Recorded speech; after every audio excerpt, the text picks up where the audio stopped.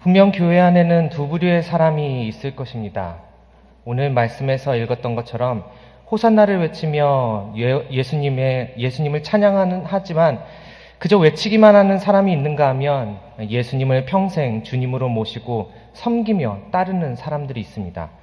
이런 두 부류의 사람을 이렇게 나누어 부를 수 있을 것 같습니다. 팬 그리고 제자라고요. 팬은 누군가를 또는 무엇인가를 열정적으로 좋아하는 사람을 가리켜 하는 말입니다. 우리들이 흔히 볼 수 있는 팬의 모습은 이렇습니다. 제가 흉내내기는 좀 그렇지만요. 좋아한다, 사랑한다 외치면서 눈물을 흘리면서 형형색색의 대형 플랜카드를 만들어 흔들면서 자신이 사랑하는 그 스타를 반깁니다. 열광하면서 쫓아갑니다. 간혹 군대에 가는 남자 연예인들을 환송하기 위해 모여든 수천 명의 팬들에 대한 뉴스를 간혹 볼 수 있는데요. 사인받은 티셔츠를 입고서 오열하는 팬들도 있고요. 군복을 빌려 입고 와서 영원히 기다리겠다고 외치는 팬들도 있습니다. 하지만 군복을 따라 입을진 몰라도 어느 누구도 자신의 일상을 다 포기하면서까지 그 연예인과 함께 군대에 들어가는 사람은 없습니다. 내 삶의 작은 시간과 물질은 투자해도 내 삶 전부를 포기하면서까지 평생 따르는 팬은 없습니다. 아무리 축구 광팬이라 하더라도 몇 개월간 남미의 뜨거운 태양 아래서 강도 높은 지옥 훈련에 함께 참여하는 팬은 없습니다. 아무리 김연아 선수의 팬이라 할지라도 하루에 10시간씩 김연아 선수가 하는 훈련을 똑같이 따라하는 팬은 없습니다. 하지만 제자라면 다릅니다. 주님이 가시는 곳이라면 어디든지 따라가고 주님이 말씀하시면 아무런 군말 없이 나아가는 사람이, 주님의 명령이라면 두렵고 떨릴지라도 그 사명을 이루어가는 사람이 제자입니다. 성경에서 잠시 등장하지만 그것도 사람이 아닌 동물이지만 이 어린 나귀만큼 진정한 제자의 모습이 무엇인지 보여주는 캐릭터도 드문 것 같습니다. 제가 성경을 읽으면서 만난 수많은 존재들, 인물들 포함해서 모든 캐릭터 중에 가장 부러운 캐릭터, 가장 부러운 존재가 있다면 바로 이 어린 나귀일 것입니다. 제가 그렇게 되고 싶었던 제자의 모습이 이 어린 나귀에게 있었습니다. 도대체 제가 이 어린 나귀의 무엇을 보고 제자의 표본으로 삼았었는지, 삼고 있는지 지금부터 말씀과 함께 살펴보도록 하겠습니다. 예수님에게도 수많은 팬들이 있었습니다. 두터운 팬층이 있었습니다. 가는 곳마다 놀라운 말씀과 치유 그리고 이적을 보여주시니 사람들은 예수님께 열광을 했죠. 수많은 무리들이 예수님을 따르기도 했습니다. 오병이어, 예수님께서 보리떡 5개와 물고기 2마리로 5,000명이 넘는 사람들을 먹이신 그 순간부터 아마 그 5,000명이 넘는 사람들은 예수님의 팬이 되었을 것입니다. 예수님께서 이 마을 저 마을 다니시면서 도저히 손쓸 방법이 없어 그저 절망만 하고 있는 사람들을 치료해 주실 때마다 치유받은 사람들과 그것을 현장에서 목도한 사람들은 분명 예수님의 광팬이 되었을 것입니다. 그동안 한 번도 접해보지 못했던 놀라운 예수님의 그 말씀을 듣고 한순간에 마음이 매료되어서 예수님의 팬이 된 사람들도 분명 있었을 것입니다.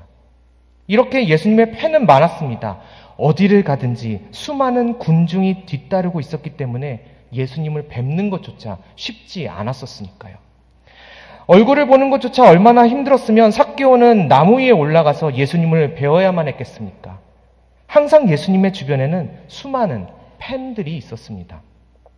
그리고 오늘 말씀에도 자신의 겉옷과 종려나무 가지를 길에 펴고 호산나를 외치면서 앞뒤로 따르는 구름 같은 팬들이 있었습니다. 하지만 이 팬들 중에 어느 누구도 예수님의 십자가와 부활까지 함께한 팬들은 없었습니다. 이러한 팬들, 이러한 무리들 중에 자신의 삶을 다 예수님께 드린 사람은 단 한 사람도 없었습니다. 그저 시간이 지나면 언제 그랬냐는 듯이 자신의 일상으로 돌아갈 팬들 뿐이었습니다. 그런데 단연코 이 예수님의 행진에 눈에 띄는 존재가 있습니다. 바로 새끼 나귀입니다. 어린 나귀라고도 표현하고 있습니다. 아직 길들여지지 않아서 아무도 타보지 않은 나귀를 일컫는 것입니다. 그 누군가를 주인으로 삼아본 적이 없는 전혀 길들여지지 않은 나귀라는 말입니다. 어린 나귀라고 해서 쉽게 보면 안 됩니다. 어린 나귀니까 끌고 가려고 하면 충분히 끌고 갈 수 있겠지라고 생각하실지 모르겠지만 어린 나귀는 누가 끌고 간다고 해서 끌려가는 그런 동물이 아닙니다. 자기 고집이 너무 강해서요. 오랜 시간 주인이 길들이지 않고서는 성인 장정도 쉽게 끌고 가지 못할 정도로 정말 고집이 센 동물이 나귀입니다. 아무리 어려도 길들여지지 않았다면 끌고 가지 못하는 동물입니다. 이러한 이유 때문인지 이스라엘 사람들 사이에서는 고집 세고 융통성 없는 사람들을 가리켜서 나귀 같은 사람, 정말 융통성 없는 사람, 고집 센 사람들을 가리켜가지고 저 나귀 같은 사람이라고 그렇게 지칭했다고 합니다. 단 한 번도 사람을 태워가며 길들여진 적이 없는 고집 센 어린 나귀를 예수님의 제자들이 매어있는 줄을 풀고서 끌고 갈 때 순순히 따라갔다라는 사실은 놀랄만한 일입니다. 이렇게 따라갈 수 없는 동물이거든요. 신기할 정도로 아무런 저항 없이 고분고분 따라갑니다. 자신이 어디로 가야 하는지 마치 알기라도 하는 듯이 자신의 오랜 주인이 부르기에 기쁜 마음으로 달려가듯이 제자들과 함께 나아갑니다. 아무런 저항 없이 나아갑니다. 그리고 한 번도 누군가에게 허락해 본 적이 없는 자신의 등을 예수님께 겸손히 내어드립니다. 오늘 우리들이 읽었던 말씀의 어린 나귀는요, 태어나면서부터 항상 어딘가에 매어 있었던 존재입니다. 세상에 순응하도록 힘이 쭉 빠질 때까지 강하게 어딘가에 매어 있었던 존재입니다. 말씀은 우리들에게 어린 나귀가 문에 매어 있었다고 분명히 이야기해주고 있습니다. 태어나자마자 매어 있었던 존재입니다. 정해진 장소를 하염없이 맴돌 수밖에 없었던 존재입니다. 생명도 죽음도 매어 있었습니다. 그런데 예수님에 의해서 그 매인 것이 풀어진 것이죠. 기회가 생겼습니다. 그것도 다시 못 올 놀라운 기회가 주어졌습니다. 무슨 기회냐고요? 아직까지 아무도 앉혀본 적이 없는 자신의 등에 예수님을 앉혀드릴 기회가 생겼습니다. 어린 나귀에게 이 놀라운 기회가 주어졌습니다. 누구를 주인으로 섬겨본 적이 없었던 자신에게 이제 든든한 주인이 생겨 섬길 기회가 생겼습니다. 자신의 등에 세상의 그 어떠한 짐도 아니요, 세상 사람도 아닌 하나님의 아들을, 수많은 무리들이 지금 메시아라 외치는 예수님을 모실 기회가 생겼습니다. 제가 어렸을 때 이 본문 말씀을 가지고 만든 연극을 보면서요, 펑펑 울었던 기억이 납니다. 어린 나귀가 너무 부러워서요. 종려주의를 맞이해 예수님께서 어린 나귀를 타고 예루살렘 성으로 입성하는 그 장면을 아동부 선생님들께서 이렇게 짧은 연극으로 만들었었습니다. 그렇게 공연을 해주실 때 보통 다른 아동부 학생들은요, 아이들은 나귀를 타고 가시는 예수님을 부러워했습니다. 자신도 거기에 타고 싶어서요. 나귀로 분장한 한 남자 청년 선생님이 예수님 모습으로 분장한 아동부 학생을 태우고 그렇게 가는 모습이었거든요. 그 모습을 보면서 모두가 나도 예수님처럼 저기 앉고 싶어요. 예수님 해보고 싶어요. 나도 나귀 타볼래요. 그렇게 괴성을 지르면서 대규모 난동을 일으키고 있었을 때 저는 한쪽 구석에서 조용히 울고 있었습니다. 이해가 잘 안 되시죠? 나귀 연기를 하는 청년 선생님이 불쌍해서가 아니라요, 저도 예수님을 한번 업어보고 싶어서요. 저도 예수님 한번 정말 업어보고 싶어서요. 나도 예수님과 그렇게 가깝게 있어보고 싶어서 그렇게 펑펑 울었었습니다. 예수님의 부르심을 받아 세상에 매어있던 것이 풀린 그 어린 나귀처럼 나에게 참 자유를 주신 예수님을 단 한 번이라도, 다리가 부러질지언정 인대가 늘어나고 끊어지고 힘들어서 내 심장이 터질지라도 예수님을, 꿈에 그리는 그 예수님을 단 한 번이라도 업어볼 수만 있다면, 그런 마음으로 펑펑 울었었습니다. 어린 저의 소원이었습니다. 그러니 어린 나귀가 부러울 수밖에 없었겠죠. 누가 장성하신 예수님을 업어보고 그 누가 예수님과 이렇게까지 밀착했던 사람이 있었습니까? 예수님께서 직접 걸어서 가셔야 할 길을 대신 업고 갔던 그 누군가가 있습니까? 없습니다. 아무도 없습니다. 그러니 부러울 수밖에요. 그런데 이러한 모습이 바로 제자가 지녀야 할 모습이기도 합니다. 어느 순간에도 예수님 곁을 지키면서 죽기까지 따르는 제자. 상황에 따라 달라지고 시간이 지나면 잊어버리고 떠나버리는 그런 팬들이 아니라 죽음의 위협이 있더라도 끝까지 예수님과 함께 길을 걷는 사람, 그 사람이 제자입니다. 어린 시절 저는 한마디로 제자가 되고 싶었던 것이었죠.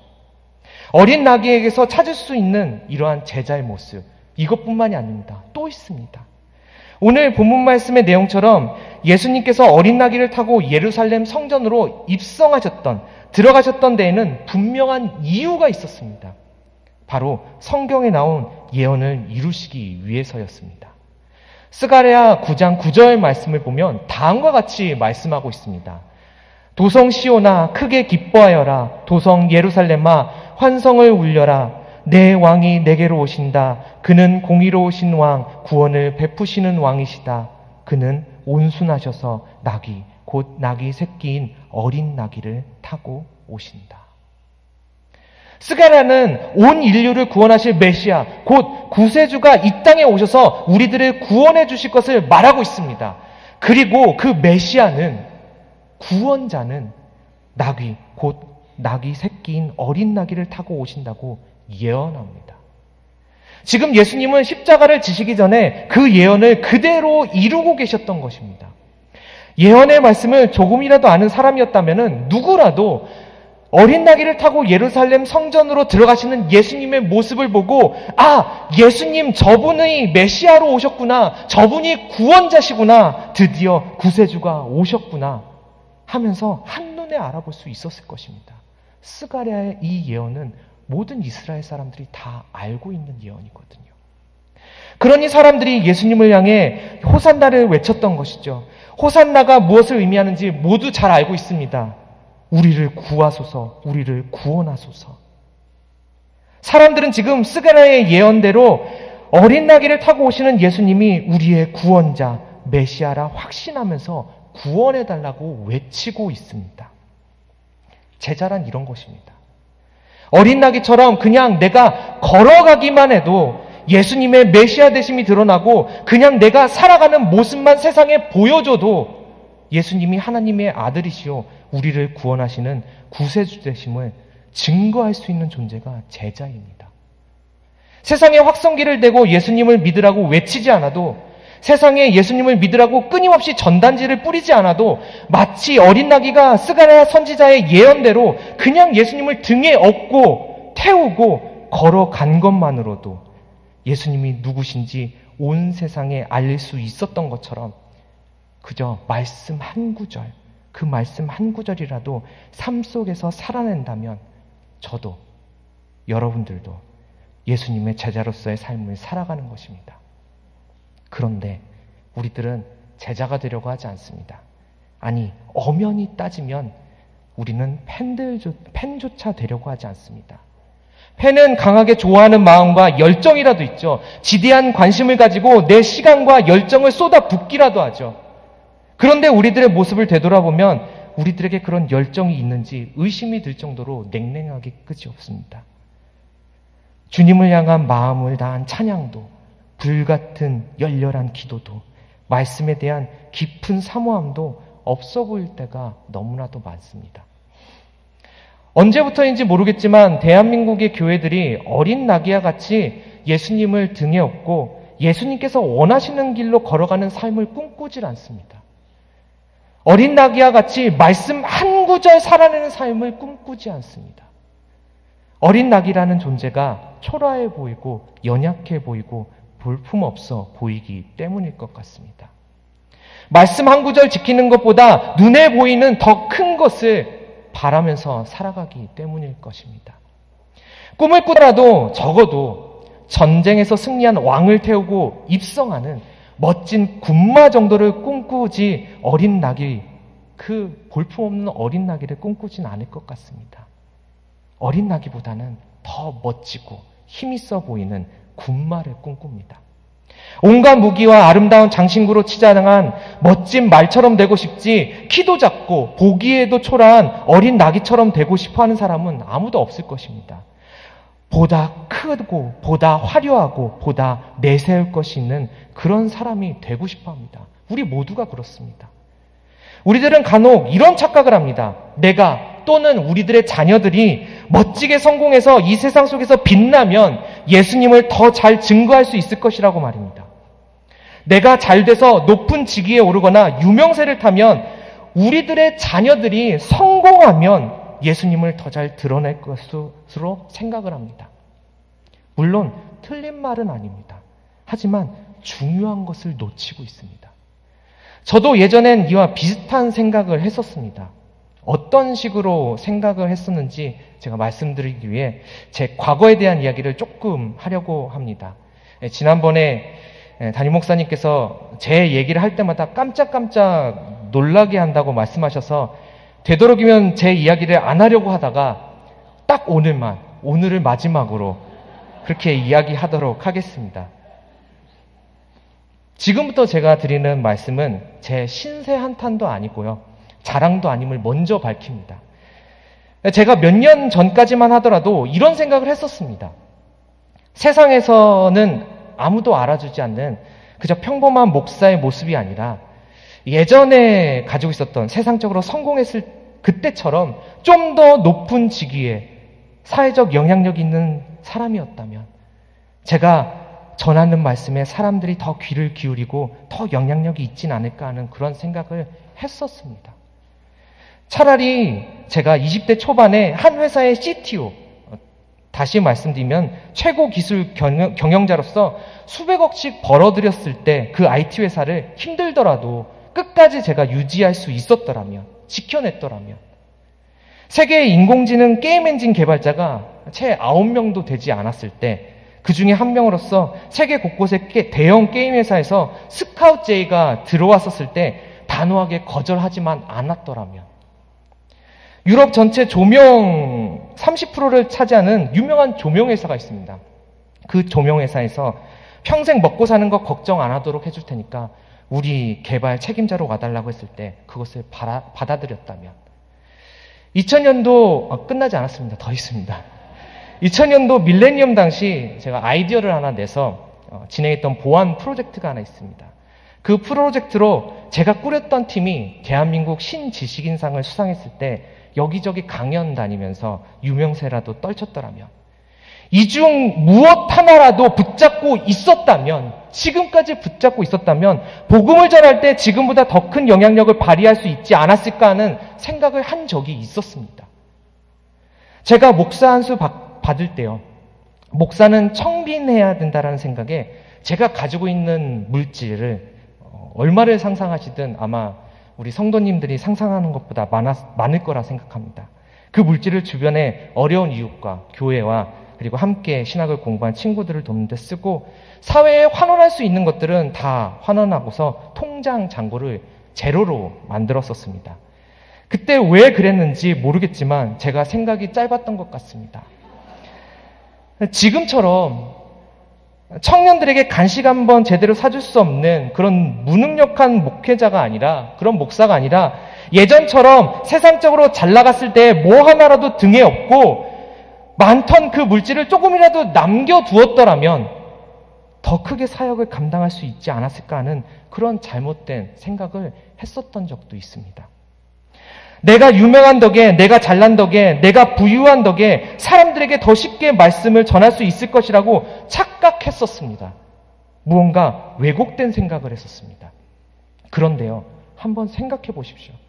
내가 성공하고 내가 높은 직위에 올라서 내가 세상 속에서 빛나야지만 예수님이 높아지실 만큼 예수님이 별 볼 일 없는 존재이십니까? 우리들의 자녀들이 성공해야지만 예수님이 드러나실 정도로 그들이 빛나야지만 예수님도 덩달아 빛날 정도로 보잘것없는 분이십니까? 예수님이 멋지고 화려한 말을 타셔야지만 메시아로 구원자로 받아들여지실 만큼 초라한 분이셨습니까? 예수님이 내 덕을 보지 않으면 증거되지 않으실 만큼 이 성경 말씀이 내 지위 고하에 따라서 영향력이 달라질 만큼 이 말씀에 능력이 없습니까? 아닙니다. 오히려 내가 잘나서 내가 성공해서 예수님이 더욱 드러나는 것이 아니라 말씀 한 구절이라도 순종하면서 살아갈 때 예수님께서 강력하게 드러나십니다.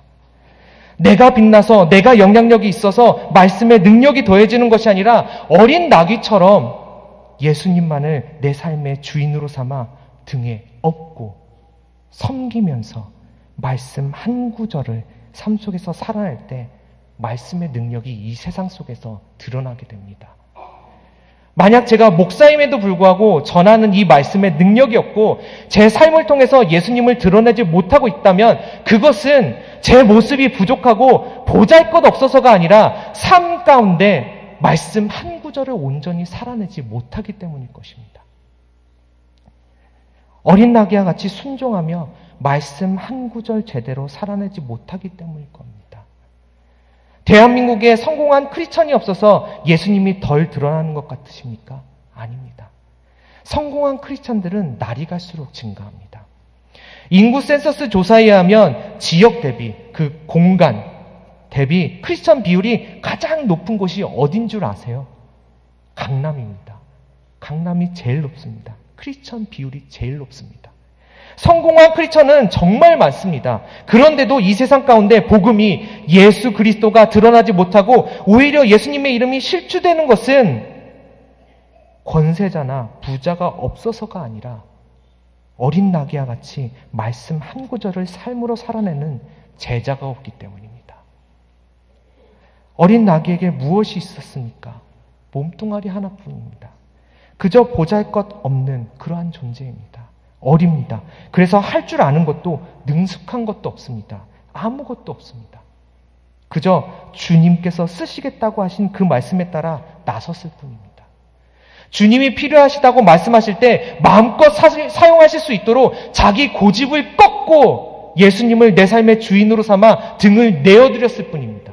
말씀을 살아냈을 뿐입니다. 그런데 그 보잘것없는 어린 나귀가 예수님께서 메시아라는 사실을 성경 전체에서 그 누구보다도 명확하게 드러내고 있습니다. 이보다 더 명확하게 드러낸 사람이 없습니다. 존재가 없습니다. 지금 내가 무엇인가 부족하고 연약해서 주님께 쓰임받을 수 없다고 생각하십니까? 지금 우리들에게 아무것도 없어도 괜찮습니다. 능력 없어도 괜찮습니다. 어려도 괜찮고요. 나이가 많아도 괜찮습니다.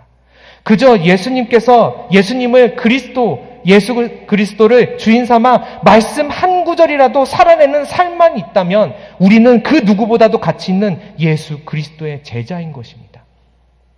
자기 십자가를 지고 따라오라는 제자의 삶이 참 부담스럽죠. 그것 때문에 제자의 삶을 망설입니다. 십자가를 고통이라고 생각하기 때문입니다. 자기 십자가를 지고 간다는 것을요, 이렇게 바꿔서 말할 수 있을 것 같습니다. 내가 예수님을 업고 간다. 자기 십자가를 지고 가는 것. 내가 예수님을 업고 간다. 내 등을 내어드려 예수님을 업고 가는 것입니다. 예수님의 뜻과 복음과 사명을 등에 지고 가는 것입니다. 그렇기 때문에 십자가를 지고 가는 것은 영광이지 고난이 아닙니다. 예수님을 업을 수 있는 이 영광을 우리가 포기해야겠습니까?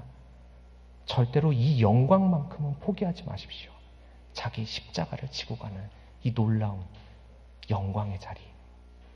저는 이곳에 계신 모든 성도님들이 그냥 걸어가기만 해도, 걸어 다니기만 해도 세상 사람들이 구원자 되시는 예수 그리스도를 볼 수 있게 되기를 간절히 소망합니다. 오늘 이 자리에 있는 우리 모두가 예수님께서 쓰시겠다고 말씀하시면 나의 고집을 꺾고 언제든지 기쁜 마음으로 따라 나서는, 예수님만 내 삶의 주인으로 삼아 나의 등을 겸손히 내어드리는 그런 어린 나귀와 같은 제자가 될 수 있기를 간절히 바랍니다.